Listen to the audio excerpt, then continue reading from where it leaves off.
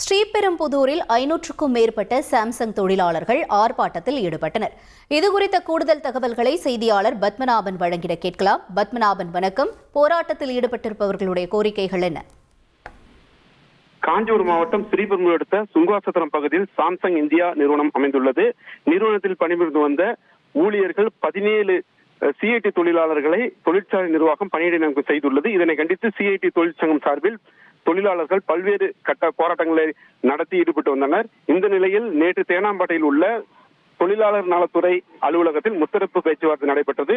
இந்த பேச்சுவார்த்தையில் சுமூக தீர்வு எட்டப்படாததால் இன்று ஸ்ரீபெரும்புதூர் தொழிற்சாலை உணவு மற்றும் பாதுகாப்புத்துறை அலுவலகத்தில் சாம்சங் நிர்வாகத்தில் நடைபெறும் சட்டவிரோத உற்பத்தி மீது அவசர நடவடிக்கை எடுக்க கோரி வலியுறுத்தி தற்போது 500க்கும் மேற்பட்டோர் ஒன்று கூடி போராட்டத்தில் ஈடுபட்டு தற்போது 10 பேர் மட்டும் அலுவலகத்தில் மனு கொடுத்துள்ளனர். தற்போது இங்கு பரபரப்பு நிலவி வருகிறது. விவரங்களுக்கு நன்றி பத்மநாபன்.